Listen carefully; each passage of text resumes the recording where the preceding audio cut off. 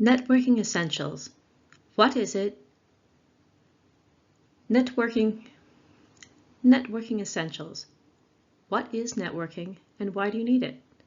Brought to you by Mohr Career Services at the Lundquist College of Business. Take a minute and think about how you found and secured your last job, internship, or other work experience. Did you learn about the position through word of mouth? Did you have an internal referral from someone in the company? If you answered yes to either of these questions, chances are that networking helped you to get that job. Let's learn more about it. If you need convincing about the power of networking, check out these statistics. 70 to 85% of jobs are found through personal connections, according to LinkedIn. Internal referrals account for more than 40% of new hires. And Forbes tells us that 80% of new jobs are never posted publicly. Think about that for a minute. If 80% of jobs are never posted publicly, where do you think people learn about them?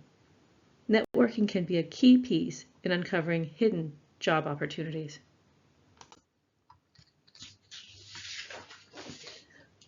So why should you network? Why should you network? The world is growing more connected than ever, and you will always need a professional network. So it's important to get started now. But let's be clear, networking is not about using people. It's about meeting professionals and getting to know more about what they do as they meet you and get to know more about what you do. It's about building professional relationships. Your networking conversations will help you learn what is expected in certain jobs or industries, which can help you be prepared. But they could also help you think of new career possibilities. Believe it or not, you already have a network, even if you haven't thought of it that way. Let's look at the diagram.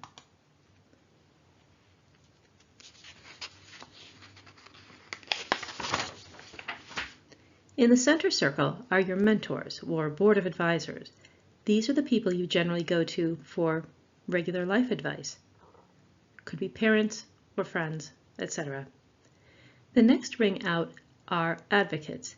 These are people who know either you or your work well enough that if a suitable job became open in their company, they would be willing to recommend you. And we all need more advocates. The next ring out are advocates.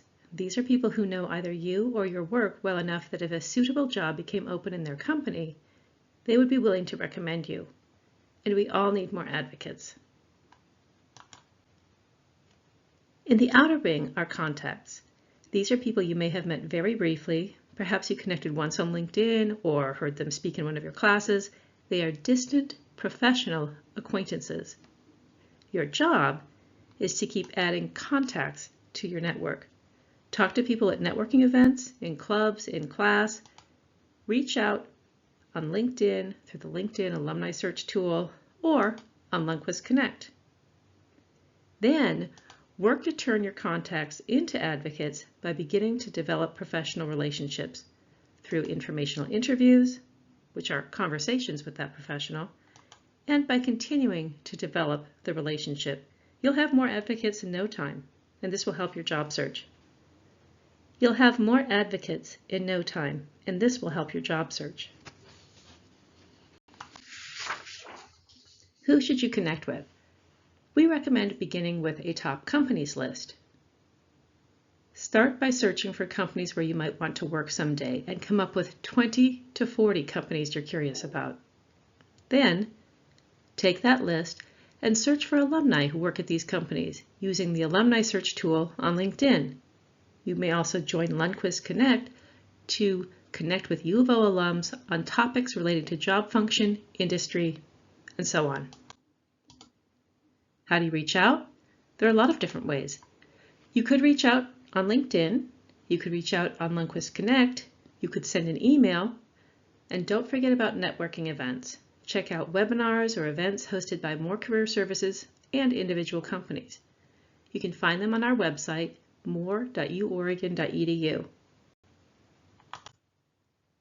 For some networking tools, check out the networking page on our website If you need help learning to introduce yourself in professional situations, look at the elevator pitch worksheet. If you need to know how to reach out to someone via email, check out the sample emails for networking. And because following up is so crucial in networking, be sure to look at the networking follow-up sample communications. Once you connect, ask your connection if they have time for a few questions. Try to set up an informational interview that could be in person, over the phone, or virtual, whatever works for you and your connection. And then always follow up. We don't want it to be just one conversation and that's it. You want to continue to build a relationship, so reach out to your connection every once in a while. Send an update on your progress. Or remember that networking is a two-way street. Your contact shared some information about what it's like to work in their job or in their company, something like that. You can also share some information. So if you see an article or a news item, that you think your connection might find interesting, send it along. And then keep growing the relationship. Who knows? Someday your networking connection might refer you for a job or let you know about an opening. Who knows? Someday your networking connection might refer you for a job or let you know about an opening before it's published.